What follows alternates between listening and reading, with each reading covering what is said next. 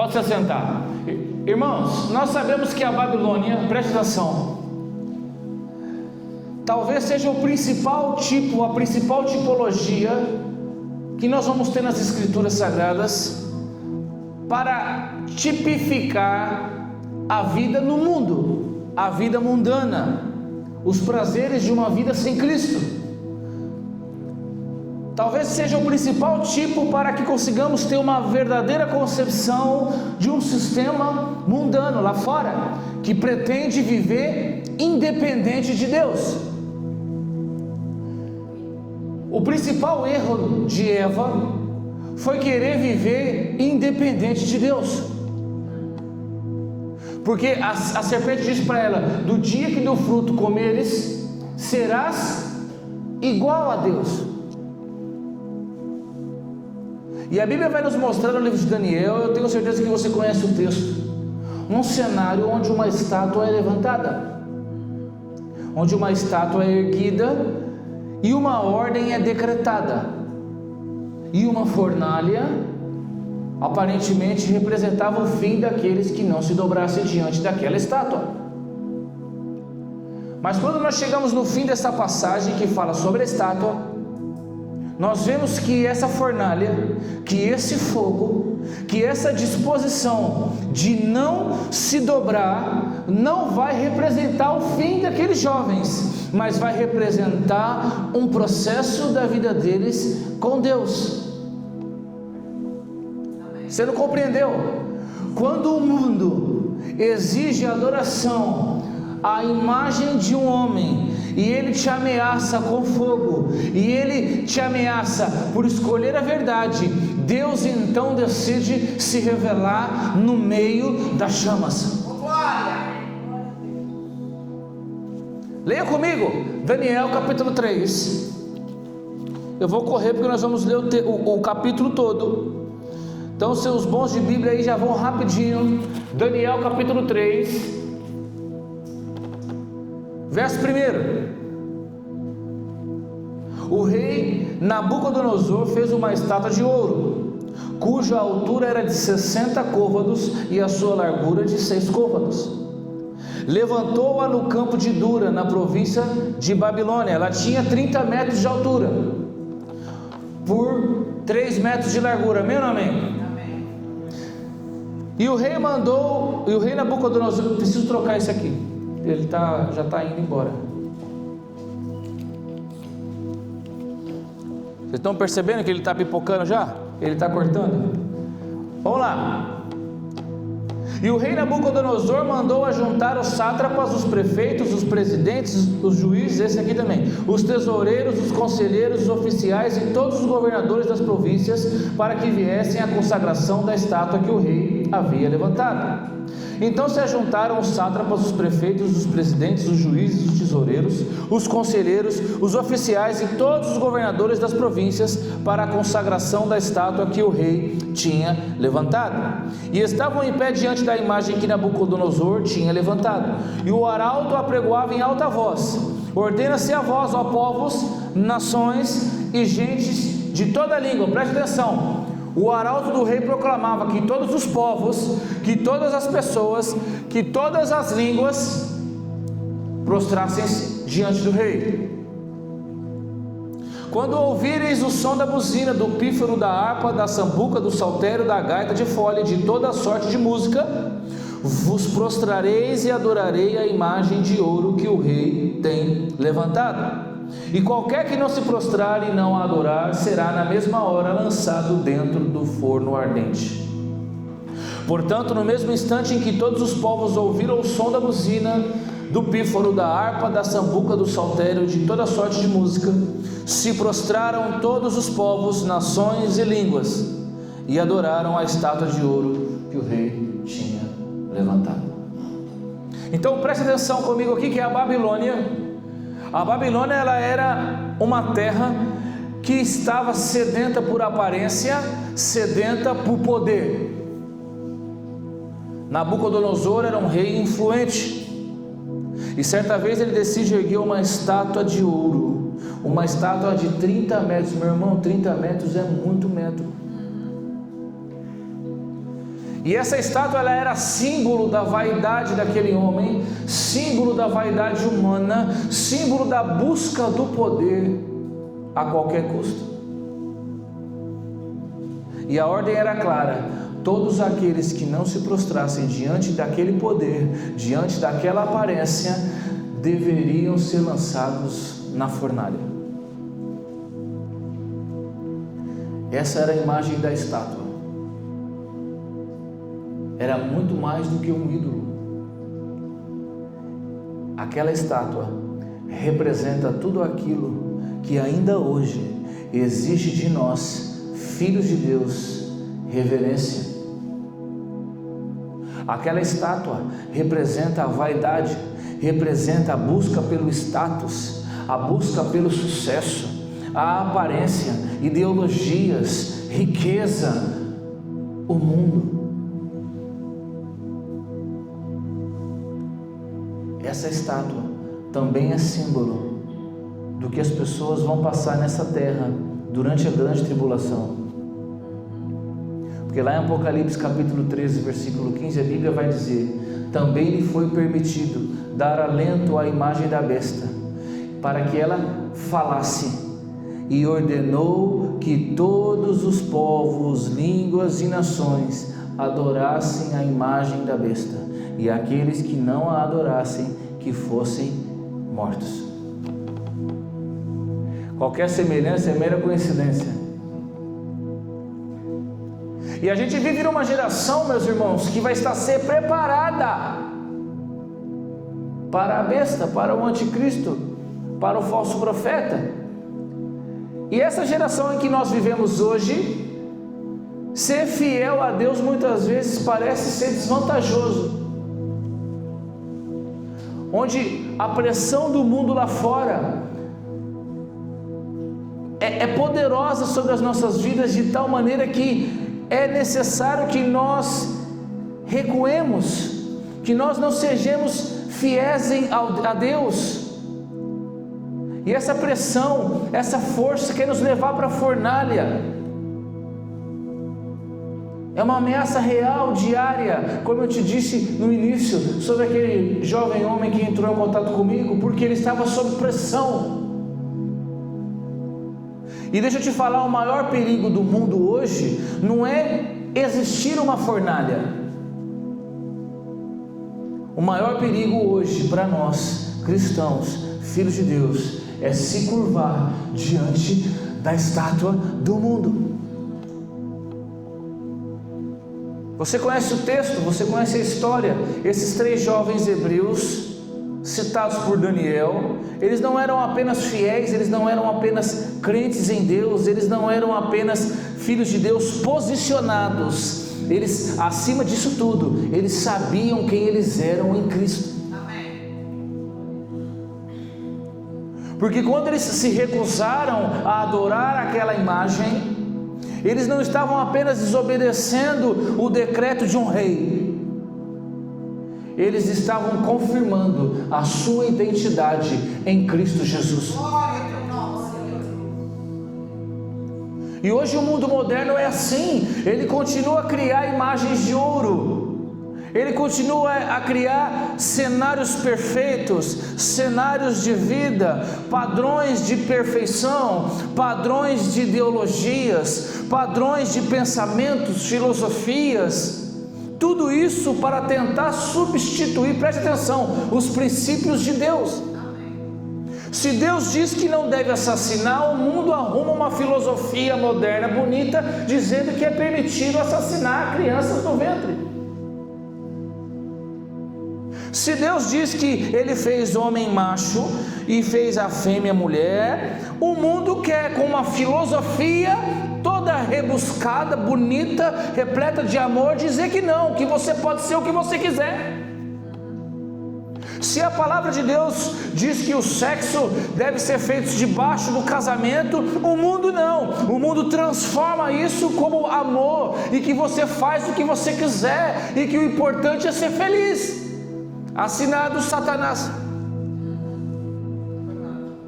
São as filosofias que o mundo quer implantar para nós, e nós vivemos no mundo debaixo dessa pressão. Isso já chegou dentro da igreja. Então a igreja hoje ela está começando a receber uma pressão de que ela tem que se adaptar. Eu não sei se vocês sabem, mas já existe o termo, já existe não só no termo, mas na prática, igreja inclusiva. Quem sabe o que é uma igreja inclusiva? É uma igreja onde você entra lá, se você for lésbica, se você for homossexual, gay, não tem problema, meu irmão. Pode vir, senta e fica do jeito que você está e permaneça assim, porque a igreja precisa ser inclusiva. Não tem problema, as portas da igreja estão abertas para todos. Um dia alguns de nós aqui fomos adúlteros, outros foram mentirosos, outros foram assassinos, outros foram ladrões, outros foram... Não importa, a igreja do Senhor está aberta a todos. Só que quando você entra aqui e recebe o Espírito Santo de Deus na tua vida, você precisa se arrepender, você precisa mudar, você precisa ter uma mudança de caráter, você precisa viver segundo os princípios bíblicos, não segundo os princípios do mundo. Amém. Aleluia. Mas Deus me trouxe aqui nessa manhã para te dizer que Ele tem um chamado para que você permaneça em pé, mesmo que todos tenham se prostrado. Porque ser fiel aos princípios de Deus hoje em dia não é fácil, meu irmão. Ser fiel aos princípios de Deus hoje pode te levar para a fornalha. Porque o teu colega do trabalho, quando ele sabe que você é cristão, que você não faz isso, que você não faz aquilo, que você se santifica, ele acha engraçado. Porque o colega teu lá na universidade, quando descobre que você é crente, que você está se preservando, que você está se cuidando, que você está esperando o homem certo, que você está esperando a mulher certa, ele diz que não, que você é um bobão, que você precisa seguir a tua vida, que você precisa conhecer o mundo, que você precisa fazer de tudo, que você precisa sair e dormir com todos, e que você precisa se entregar para todos. Quem está aí? O mundo vai te levar para a fornalha, meu irmão. Quando o mundo descobrir que você é filho de Deus, ele vai querer que você se dobre. A Babilônia não morreu, ela continua lá fora, ela só mudou de forma. A mesma voz de harpa, saltério que tocava naquela época ainda toca hoje. E a gente às vezes tem vergonha, né? Quantas vezes você negou Jesus essa semana? Quando você devia se posicionar e você aceitou os moldes do mundo. Quantas vezes você negociou seus princípios cristãos? Quantas vezes você deixou de dar a tua opinião porque você falou assim, não, eles não vão entender. A gente tem um ditado lá na terrinha que diz assim, que quem cala, consente. Quem está aí? Posso te falar? A ordem lá fora na Babilônia continua o mesmo. Dobre-se, dobre-se, dobre-se. Dobre-se diante do politicamente correto, porque hoje em dia é bonito, né? Politicamente correto. Todo mundo tem o mesmo discurso. Dobre-se diante do sucesso a qualquer custo. Dobre-se diante da aparência. Dobre-se diante do reconhecimento. Dobre-se diante de qualquer coisa, senão você vai ser cancelado. Dobre-se, senão você vai ser lançado na fornalha. E nós passamos por essas pressões sociais todos os dias.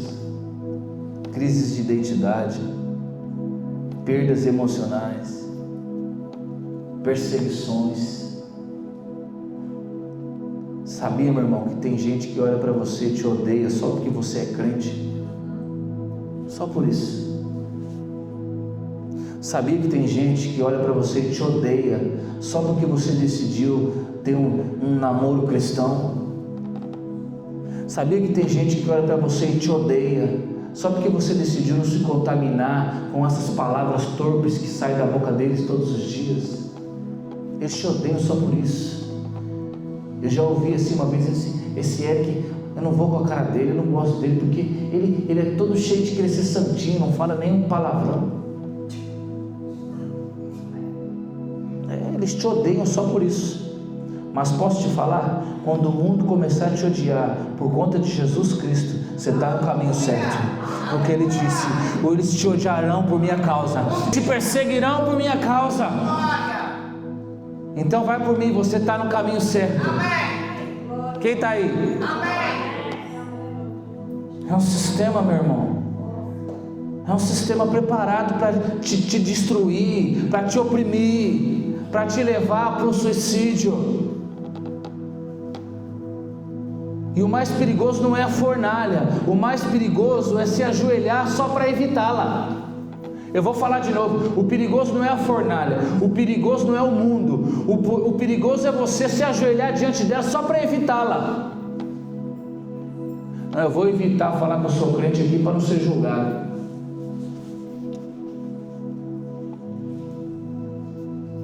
Aqueles 3 jovens hebreus, eles não eram rebeldes. Eles eram inegociáveis. Eles tinham convicção de que aquele fogo jamais poderia consumi-los. Ser fiel a Deus hoje é nadar contra a corrente. É dizer não quando todo mundo diz sim. É carregar o peso da cruz enquanto outros querem só a coroa dos aplausos.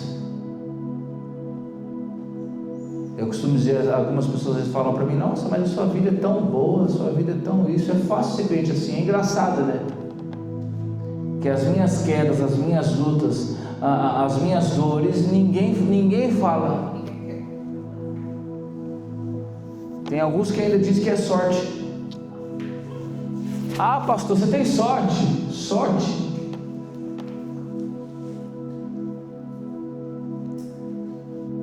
A gente costuma dizer assim: todo mundo só vê o tamanho do milagre, né? Não vê o tamanho do santo, ou alguma coisa ao contrário, não sei lá. Isso é um ditado católico. Quem está aí? Amém. Deus ainda continua com a mesma ordem lá do Êxodo: não te curvarás diante de outros deuses. Amém. Então, a partir do versículo 8 do capítulo 3, preste atenção. O rei então recebe uma denúncia de que 3 judeus, quantos judeus? 3. Não se curvaram diante da estátua. Eu não vou ler o texto para a gente economizar tempo.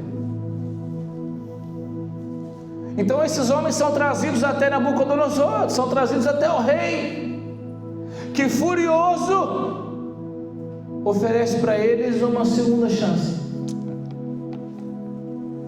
Pergunte para mim o que é isso. Não, só os crentes. Pergunte: o que é isso? O sistema reagindo. Preste atenção.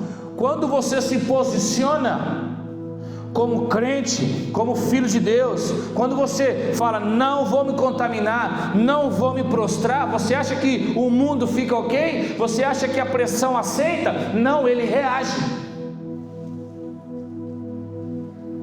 Então, quando você decide permanecer firme nos seus princípios, os seus amigos vão embora. Pseudo-amigos. Quando você decide permanecer firme, eles param de falar com você, ou eles começam a te ofender, ou eles começam a caçoar de você, porque o sistema reage quando você se posiciona. Agora, quando você não se posiciona, fica tudo bem. Por isso que tem gente que vive lá fora no mundo, tudo bem. Ah, tá tudo bem? Eu vivo tranquilo. Por quê? Porque você já está prostrado. Quem está aí? Mas a resposta daqueles 3 homens ecoaram através dos séculos, e nós estamos falando sobre isso hoje. Eles disseram: nós não precisamos nos defender diante de ti, porque se nós formos lançados na fornalha, não importa, o nosso Deus pode nos livrar, mas mesmo que Ele não nos livre, nós ainda não adoraremos a tua imagem. Esse é um posicionamento cristão, meu irmão. Eu não quero saber, você quer ser meu colega, você quer ser meu amigo? Ok, só que eu não vou me prostrar diante dos seus princípios. E mesmo que você queira, eu não vou fazer aquilo que tem que ser feito. Mesmo que você me ofenda, mesmo que você se afaste de mim, não importa. Eu vou permanecer firme. Amém. Quem está aí? Quem está compreendendo? Isso é uma resposta de gente madura na fé. Não negociaram princípios por proteção, não adoraram por conveniência, nem se disfarçaram, porque tem crente que é mestre, é mister em se disfarçar. Ele passa por onde ele vai quase que despercebido, ninguém percebe que ele é crente, porque ele negocia os seus princípios. Meu irmão, você tem que seguir os seus princípios, e os princípios que você tem que seguir, que tornam-se seus, são os princípios que estão nas Escrituras, meu irmão. Não tem eu acho. Olha aqui, eu já falei sobre isso aqui na igreja e vou falar de novo. Não tem eu acho. Deus não perguntou a tua opinião, Ele disse: o princípio é esse, viva por eles, e se você viver por eles, você morrerá por eles. Viva segundo os princípios que eu te dei, não é os princípios que você acha que é correto ou errado. Ah, pastor, mas eu discordo. Deus não perguntou a tua opinião, meu irmão. O reino de Deus aqui, quem vive aqui no reino de Deus? Quem vive aqui no segundo reino de Deus? O reino de Deus é um reino teocrático. Teocrático, repita comigo: teocrático. O que é teocrático? Onde tem um Deus que manda e todos os outros obedecem. Ponto final. Não existe essa história de que não, eu discordo. Meu irmão, Deus não está preocupado se você discorda, se você concorda. Para a verdade, Ele nem perguntou a tua opinião. Ou você acha que o Criador vai perguntar a opinião sobre a criatura? Fala sério, né, meu irmão? Você, dentro dessa sua cabeça limitada, vai querer dar opinião para Deus, o ser todo-poderoso, que criou céus e terras, universos e estrelas, conhece todas as estrelas pelo nome. Ah, para, né, irmão? Então, nós vivemos uma fé, uma fidelidade a Deus condicional. Quando está tudo bem, a igreja está cheia. Quando as coisas começam a ficar ao contrário, quando está tudo ruim, a igreja está cheia. Quando está tudo bem, cadê o povo?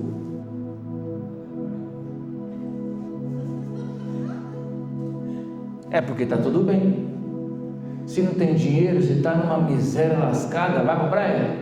Não vai. Vem para onde? Vem para a igreja. Quando o casamento vai mal, está na igreja. Quando vai bem, é só passeio e festa. Quando o filho está vindo na igreja, está tudo bem. Quando o filho desvia, está aqui. É assim ou não é, meu irmão? Uma fidelidade condicional. Aí você vai conversar com esse crente, já fala: meu irmão, senti tua falta, meu irmão, na igreja. Ele está, é só uma vez, foi só o domingo passado. Deus conhece o meu coração. Conhece mesmo, meu irmão. Olha, eu não sei se você se orgulha disso ou se você deveria ficar com medo. Ah, pastor, mas todo mundo faz. Ah, todo mundo faz. Não tem nada a ver. Essa é a melhor. Essa eu amo. Meu irmão, para com isso. Ah, pastor, tem nada a ver. Ah, não tem nada a ver.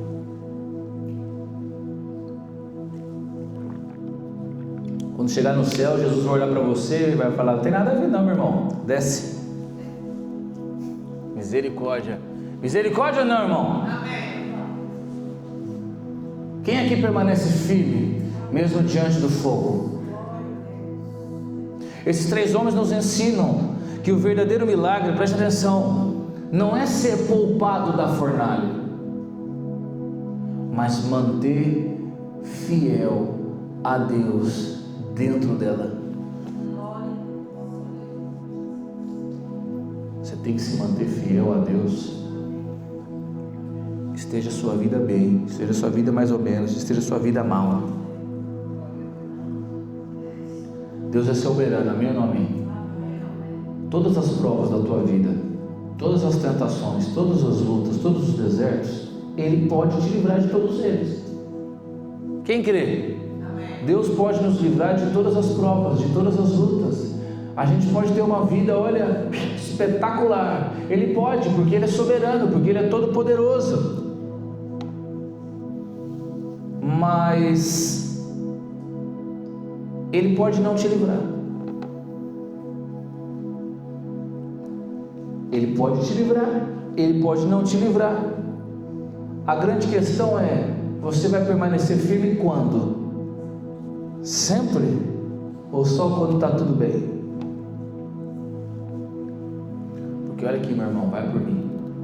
Sua vida pode estar boa, só que vai chegar uma hora que ela vai apertar. E aí é a hora que você vai ter que provar e ficar em pé e não se ajoelhar diante da imagem do mundo. Porque olha aqui, toda vez que você escolhe ser fiel, mesmo quando isso te custe algo, vai custar, sempre vai custar, Deus está de olho. E deixa eu te falar, se você está passando por um momento difícil, se você está passando por um momento de fornalha, se o mundo está te pressionando, se o mundo quer que você ceda, se o mundo quer que você se ajoelhe, se o mundo quer que você se dobre, deixa eu te falar, levanta a mão aí que eu vou profetizar, Ele já está se preparando para descer. Porque Ele vai descer. Se você se manter fiel a Ele e for lançado dentro da fornalha, Ele vai descer e entrará no fogo contigo.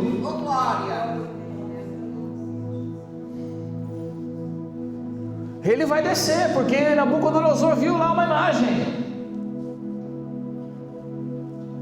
Só que a fidelidade que Ele espera de você, preste atenção, a fidelidade que Deus espera de você não nasce dentro da fornalha, no calor da fornalha.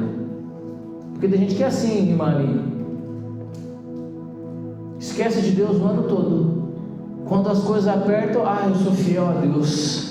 Não, agora já não dá mais. Você já está na fornalha. A sua fidelidade a Deus, ela nasce no secreto. Você vai estar pronto e preparado para enfrentar fornalha e fogo com Cristo ao teu lado, se você tiver forjado essa fidelidade todos os dias no seu secreto. A fidelidade a Deus ela não se forma no momento da prova. Olha aqui, quando você vai fazer uma prova, um teste, a prova é amanhã, amém? Um teste de condução, vamos lá, um exemplo. Você vai fazer uma prova do teste de condução, amém? É amanhã às 9 da manhã. Então quer dizer que quando for às 8 da manhã, no caminho onde é que faz a prova? É no IMT? Então o caminho do IMT é lá que você vai estudar? Se você deixar para estudar 1 hora antes de chegar para fazer a prova, vai dar certo? Você estuda onde? 1 ano antes, 6 meses antes, todos os dias, todos os dias, até a hora que a prova chega, você está pronto. Glória a Deus.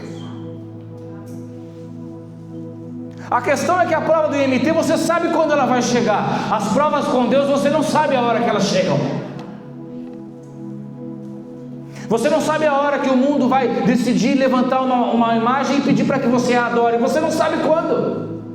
Então, você tem que estar preparado e pronto, todos os dias, porque ela pode acontecer hoje, ela pode acontecer amanhã. Você não sabe quando que vai aparecer o cancro, você não sabe quando que vai aparecer uma doença, você não sabe quando que vai aparecer um acidente, você não sabe quando que vai surgir o desemprego, você não sabe, ele pode ser de repente. Será que você está pronto?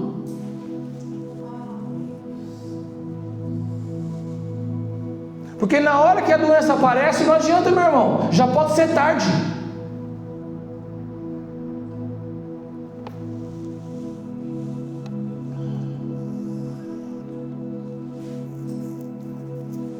Esses 3 homens, eles não resistiram, olha aqui para mim, esses 3 homens, eles não resistiram ao fogo, porque eles eram fortes, mas eles sabiam quem eles eram em Cristo, meu irmão. Esses homens, eles tinham uma identidade tão poderosa em quem eles eram em Jesus, que eles disseram: não importa, você pode nos lançar nesse fogo, você pode fazer o que você quiser, nós permaneceremos firmes, e nós não nos dobraremos, porque nós sabemos quem nós somos em Cristo.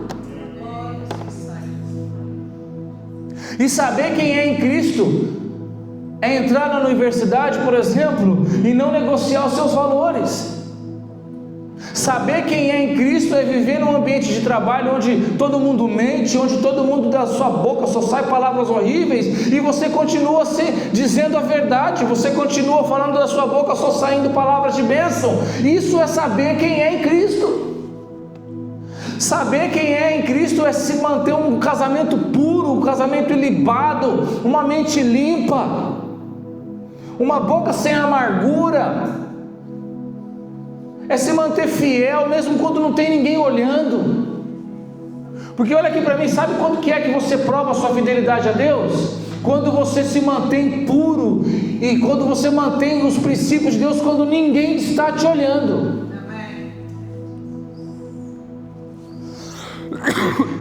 Um pastor meu me disse uma vez, nós estávamos falando sobre pornografia, o problema da pornografia. Ele falou para mim: o problema, a pornografia se combate quando a pessoa está sozinha, porque é sozinha que ela acessa a pornografia. É quando ela está ali com o seu telemóvel, à noite no quarto, com a luz apagada.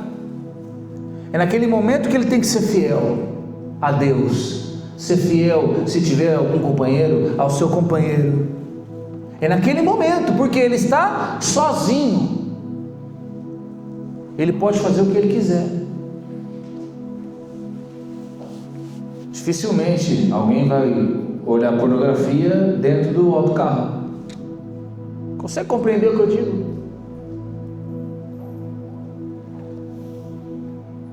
Mas o mundo, a Babilônia, quer redefinir quem nós somos.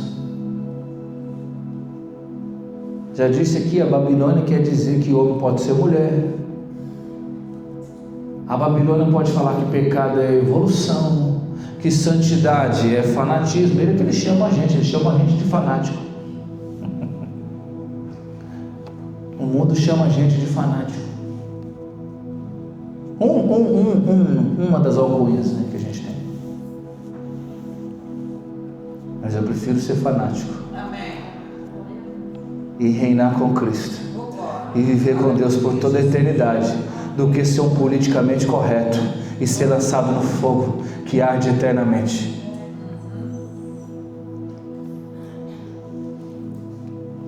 Meus irmãos, não negocie os princípios de Deus, os princípios que Deus colocou na tua vida para você poder caber no molde do mundo. Olha aqui, você não cabe no molde do mundo.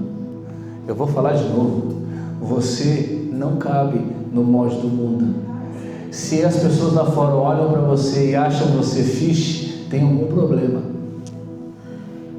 Vou falar de novo porque é forte isso, mas isso é poderoso. Se as pessoas lá fora do mundo olham para você e gostam de você porque você é uma pessoa fixe, é porque você é igualzinho a eles.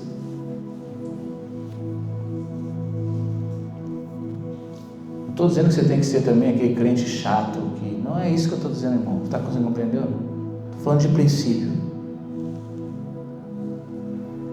Lá no trabalho, às vezes a gente está assim, trabalhando, então a gente está super bem, eu estou super bem com as outras 2 pessoas que trabalham no meu departamento. E E às vezes conversa sobre, às vezes falamos de trabalho, às vezes falamos sobre outras coisas. Isso aqui vai falar sobre aborto, eu já meto logo os 2 pés no peito, irmão. Eu sou contra. Mas não sei o que. Eu falei, sou contra, meu irmão. Por quê? Por que eu vou matar pessoas? Mas não é matar pessoas. A pessoa tem a liberdade da mãe. Eu falei, que liberdade da mãe? A liberdade da mãe é uma. São 2 vidas. Uma vida da mãe e a vida do bebê. Não tem liberdade da mãe. A mãe não está responsável pela outra vida que está no ventre, meu irmão. Não, mas e caso de estupro? Eu falei, muito simples. Sabe quantas pessoas querem adotar crianças? E quem quer adotar crianças, quanto menor a criança, melhor é a demanda, maior é a demanda. É muito simples, é só você tratar dessa mãe. Ela não deveria ter sido violada, claro que não, mas é só você tratar dela, da mente dela, cuidar dela. Quando ela engravidar, ela decide se ela quer doar ou para enviar o filho para adoção ou não, acabou. Agora matar a criança no ventre? Não sei se eu concordo. Claro que não. Vamos falar sobre outro assunto. Aí vamos falar sobre pena de morte dos presídios. Aí eu sou contra. Eu falei, então quer dizer que matar o bebê pode, o bandido não. Não, eu já vou assim, meu irmão, sem dó. Não negocio meus princípios. Mas o menino ali agora virou menino porque ele nasceu assim. Não, ele não nasceu sem coisa nenhuma. Cromossomo XX é um, cromossomo XY é outro, biologia é assim, nunca foi. Acabou o ponto final. Mas tem uma lagartixa lá não sei aonde que ela troca de sexo. Eu falei, meu Deus, eu não sou lagartixa.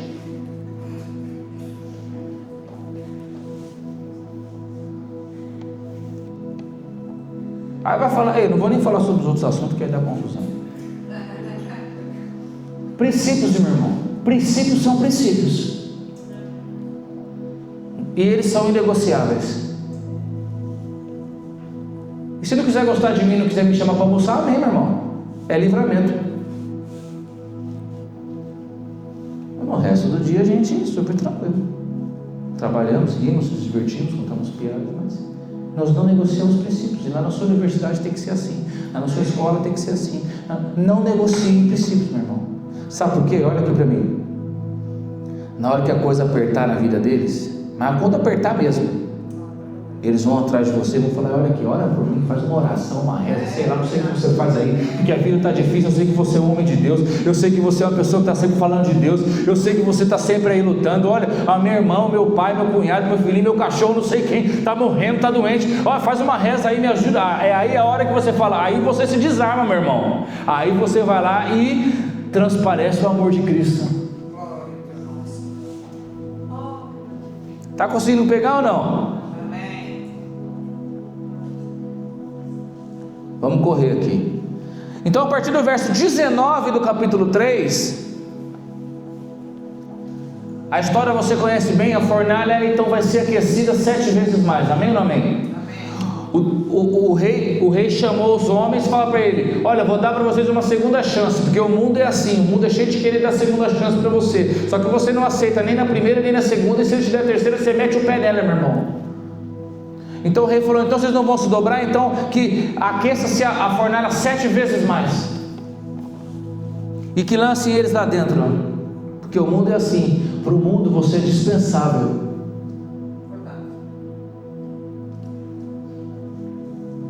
Esse seu amiguinho aí que você acha que é seu amigo, para ele você é dispensável. Você só serve para ele enquanto você faz parte da turminha. Quando você se posicionar e decidir não fazer mais parte da turminha, ele vai te dispensar. Essa sua amiga aí também é a mesma coisa. O mundo é assim. Enquanto você ainda serve para ele, ok. Quando você se posiciona, ele fala, olha, agora eu não quero mais você, tchau. Fornalha.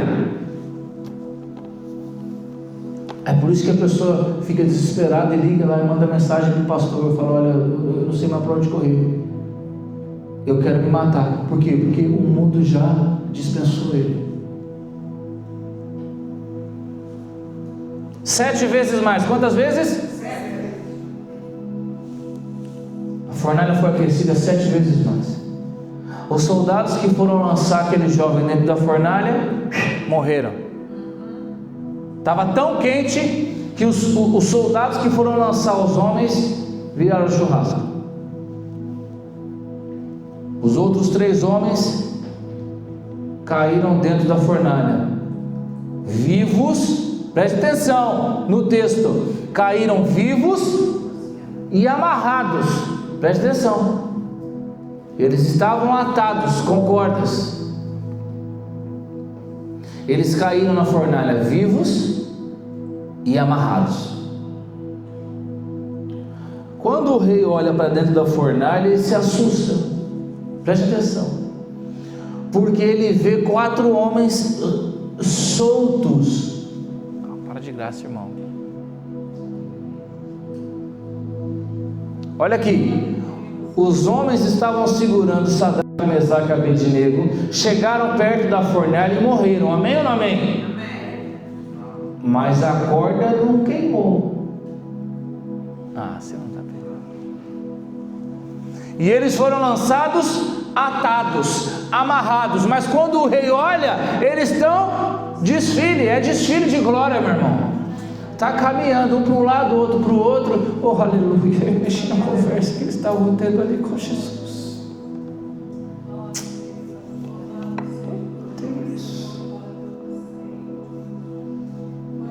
Oh, Jesus, eles falaram: o senhor veio aqui e a gente estava te esperando. Vamos aqui caminhar um bocadinho aqui, fala para mim, conta para mim como que são as coisas lá no céu. Eu não sei, eu imagino o que eles falaram ali com aquele 4º homem.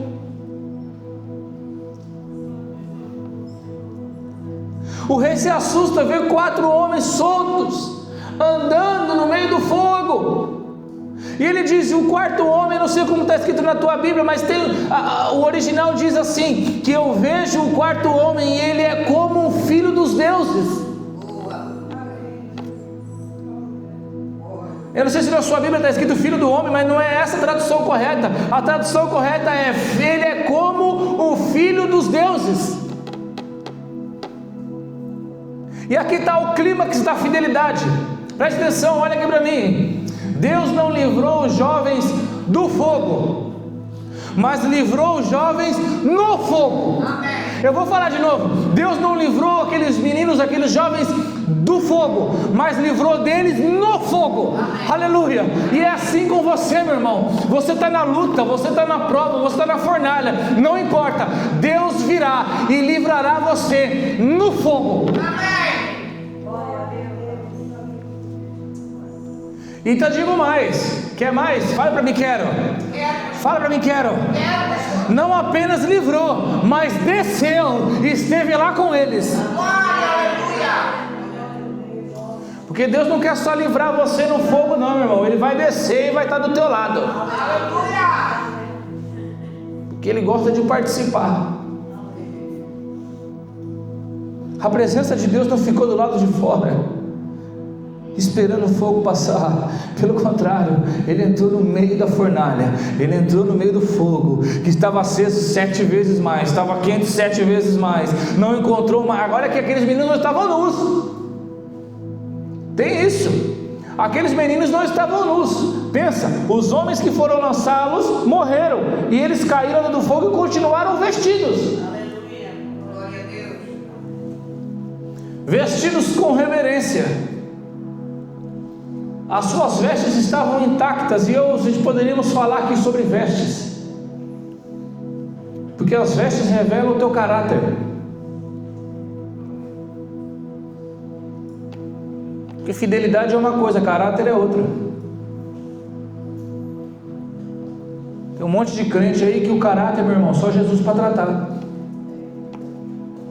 O crente está na igreja todo dia, está na igreja todo sábado, todo domingo, mas quando você vai ver as redes sociais, meu irmão, olha, é só Jesus.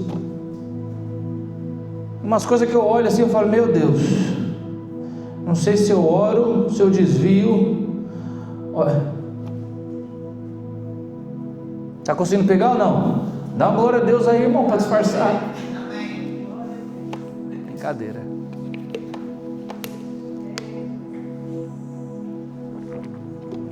E ainda depois mete embaixo assim: louvado seja Deus. Vestes revelam caráter. Eles estavam vestidos com vestes de reverência, porque a Bíblia Sagrada vai dizer que Deus salva os seus servos cujo caráter se iguala ao traje que eles usam. Em Apocalipse capítulo 3, verso 18, Jesus vai advertir a igreja de Laodiceia, vai falar para ela: vocês comprem vestes brancas, para que não seja manifestada a vergonha da nudez de vocês. Volte comigo aqui. Aqueles soldados que lançaram os homens morreram, amém ou não amém? Os que fazem você sofrer são os que sofrerão primeiro. Eu vou falar de novo. Aqueles que fazem você sofrer, fique tranquilo, meu irmão, vão sofrer primeiro. Porque no calor do fogo de Deus há justiça. Amém. O fogo de Deus mata os ímpios, mas liberta os fiéis. Essa é a promessa para todos aqueles que permanecem fiéis. Você nunca estará só. Eu não sei qual é o fogo que você está enfrentando na tua vida. Perda, pressão, humilhação, crise conjugal, problemas com seus filhos, crises hormonais, doenças. Deixa eu te falar, Deus está aí, no fogo, ao teu lado, caminhando contigo. Olha para Ele, meu irmão. É que no meio do fogo, às vezes a gente não consegue ver Cristo, às vezes a gente não consegue ver Deus porque está muito quente, porque está muito dolorido, mas olha, Ele está aí. Olha para Ele. Aquilo que deveria te destruir. Olha aqui, aqueles jovens foram lançados no fogo para destruí-los, para destruir a fidelidade deles, para destruir a verdade que estava neles. Aquilo que era para destruí-los acabou por libertá-los. Pergunte por quê? Não, pergunte por quê? Porque os jovens foram lançados amarrados, mas agora estavam soltos, caminhando com Cristo. O fogo queimou as amarras, queimou a corda, mas não queimou os seus corpos. E Nabucodonosor viu aquilo como um milagre. Ele olhou aquilo e viu aquilo como um milagre. E muitas vezes, no meio do nosso sofrimento, Deus vai mostrar para o mundo quem Ele é. Ah, você não pegou. Olha aqui, a tua vida é uma carta escrita com o sangue de Cristo e entregue para o mundo e diga: olha aqui o que eu posso fazer na tua vida, porque eu já fiz na vida dele e eu vou fazer na tua. Glória a Deus. Não tema a fornalha, meu irmão. Não tema o mundo. Não tema o fogo que vem da Babilônia. É nela que o impossível de Deus vai acontecer. Amém. É nela que o invisível se torna visível. É nela que o céu desce para caminhar contigo. O sofrimento, o fogo veio para te destruir, mas na verdade ele vai te desatar. Eu vou falar de novo. O fogo, a pressão, as dificuldades, as lutas, você acha que eles vieram para te destruir, mas na verdade eles vieram para te libertar. Aleluia. Você pode ter entrado na fornalha, amarrado, mas pode ficar em paz, meu irmão, porque fogo na mão de Deus não é para te queimar, não é para te matar, é para te libertar. Glória a Deus. Aleluia. 7 vezes mais. Eu estou terminando já. Por que ela foi aquecida 7 vezes mais? Pergunte por quê. Não é excesso, é precisão. Olha aqui, é o mínimo para Deus entrar na tua vida. Deus não entra em fornalha morna. Deus não entra em situação superficial. Deus não entra em crise rasa. Ele se revela no extremo. Ele se revela no impossível. Porque a crise rasa você resolve, meu irmão. A fornalha morna você resolve. A situação superficial você resolve. O impossível você não resolve. É aí que ele entra. Amém. Aleluia.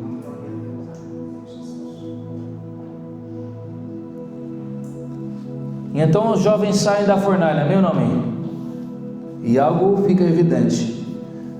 Não há cheiro de fumaça. Não há marca de fogo. As suas roupas estão intactas. E aquele rei que exigia adoração agora está de pé, perplexo. exaltando o Deus de Sadraque, Mesaque e Abednego. Glória ao teu nome, Senhor. Aleluia! E agora ele vai proclamar o livramento. O livramento agora é público. Preste atenção, irmão. A sua fidelidade que começa no secreto vai te dar livramento público. Olha aqui, a irmã pegou. Preste atenção. Deus caminhou com eles no fogo, agora levanta eles diante dos homens. Oh, aleluia, Jesus. Esse é o nosso Deus que transforma fornalhas em palco de glória. Lembra de Jesus quando ele disse em relação à morte de Lázaro? Ele disse: isso daí não é para a morte, isso aí é para a glória de Deus. É assim que Deus trabalha, meu irmão. Aquilo que você acha que é para te destruir, Ele pode pegar e te transformar em glória. Aleluia, Senhor. Aleluia. A fornalha parecia ser um campo de separação. Para uns era destruição, para outros purificação. Sadraque, Mesaque e Abednego ficaram firmes, permaneceram em pé dentro do fogo, porque estavam com o quarto homem. Essa geração de Daniel, Mesaque, Sadraque, Abednego, Daniel, Isaías, esses grandes homens, às vezes nós temos eles como super-heróis. Tudo que eles fizeram, Elias, falando de fogo, mas eles, meus irmãos, eram pessoas comuns. Todos eles, os heróis da fé, nós os chamamos, mas eles são pessoas comuns, como eu e você. Só que eles tinham fé, eles tinham postura, eles tinham essência, eles sabiam que eles eram quem eles eram em Deus, e não se dobravam diante das pressões do mundo. Meu irmão, todos esses homens sofreram perseguições. Os apóstolos, todos eles foram perseguidos, meu irmão. Meu irmão, se o pastor vir aqui, eu não, o pastor Vitor, ou qualquer um outro vir aqui chamar você de canto e falar que você está errando, você está fazendo isso, você no dia seguinte afasta da igreja, irmão. Troca de igreja. Quem esse pastor pensa que ele é para falar alguma coisa da minha vida? Qualquer perseguiçãozinha, meu irmão, você já quer desistir. Esses homens da Bíblia, esses homens permaneceram firmes. Esses homens foram ameaçados por reis e rainhas. Jezabel perseguiu Elias, que queria matá-lo. Imagina, olha aqui, meu irmão, imagina você ser perseguido por uma rainha e mesmo assim permanecer firme e fiel. Paulo abandonou toda a sua tradição, todo o seu povo e ficou firme em Cristo. Agora você, meu irmão, eu, qualquer lutazinha, qualquer probleminha, já quer desistir. Conhece um fulano qualquer aí no mundo, já quer começar a se moldar igual ele, quer começar a andar igual ele, quer começar a se vestir igual ele, quer começar a falar igual ele. Ah, meu irmão, para, irmão, cresça na fé. Como que eu faço isso, pastor? Joelho no chão, meu irmão, vai orar, vai jejuar. Você lembra do dia que você se converteu? Lembra daquele dia? Agora está aí. Qualquer coisinha já quer ser igual do mundo. A fidelidade a Deus é o caminho para a glória.